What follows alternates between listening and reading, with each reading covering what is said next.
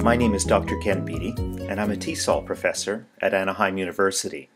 I'm also the author of more than 130 textbooks on teaching and learning English as a second language. One of the issues that interests me a great deal is authenticity, and I'm going to be coming to talk about it in a webinar at the Korea National TESOL Conference. I've just come back from 10 days in Russia. As is the case everywhere I go, people were asking me about authenticity. It's a big issue. People want to know how to include more of it in their teaching and learning. But when we talk about authenticity, we really mean three different things.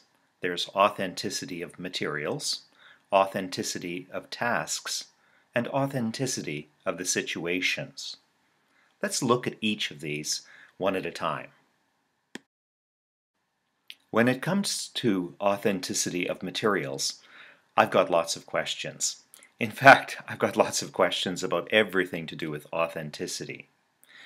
Authentic materials are probably the easiest part of the puzzle. We can look for things which are intended not as pedagogical materials for a second language speaker, but rather something which is intended for the use of a native language speaker of the target language, in this case, say English. But when it comes to authentic tasks, it's a little bit more difficult. Why is this?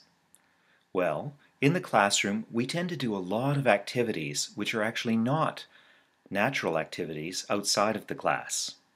One of my favorites is a multiple choice question. It's not something you usually use on the street when you meet someone, saying, "Excuse me, do you know where there's A, swimming pool, B, a library, C, a gymnasium?" It's just not a natural sort of thing that we do. So we need to think about the tasks that we give students and the language acquisition opportunities that they produce. So, if we want students to understand something, like a dance, well, of course, we can put on a little dance in the classroom.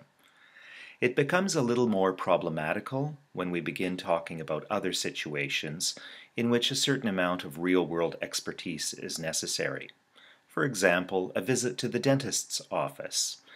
Yes, a student can sit on the couch and pretend to be a patient, talk to a pretend receptionist, and then go in and have pretend oral surgery with a pretend dentist. Is it still authentic? Well, I'm not sure. That's something we have to discuss. What about authentic situations? I was thinking about this as I was walking around the Pushkin Museum in Moscow, and I came into a room that had enormous reproductions of real-world statues of various kinds, including the one in the red circle, which I recognized instantly because I'd taken my family to Greece a few years ago, and we had seen it in Athens on the Acropolis. Well, this is an authentic situation, isn't it? Or is it? Well, we can't always take our students all the way to Greece to see something like this. Is going to the museum an inauthentic experience, or is it an authentic experience of another kind? Questions, questions, questions. When we talk about authenticity, there is a range of things we consider. They really go on a kind of continuum between inauthentic and authentic, and somewhere in the middle is constructed. Inauthentic materials is that menu from a restaurant with just 3 items, hamburger, hot dog, and milk, and we use that with very young children.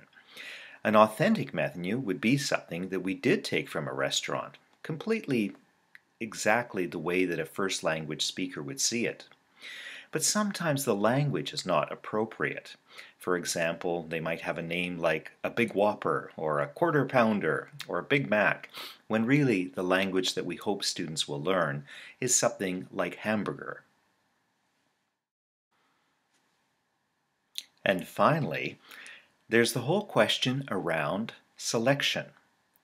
Now, in terms of authenticity, sure, I can take in a newspaper into the classroom and I can give it to the students. It can be a newspaper which is read by the target language, first language speakers. In this case, it's totally authentic. But few teachers do that. We don't normally just take an entire newspaper into the classroom. Well, first of all, we're making choices about what kind of newspaper. And then, once we do, we usually select an article, maybe one with photographs or without photographs or something. But that selection process, is that moving us further away from authenticity? It's a big question, and just one of the many questions I'd like to discuss in my talk.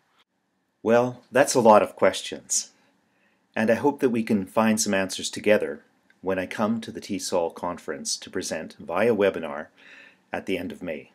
Looking forward to seeing you then.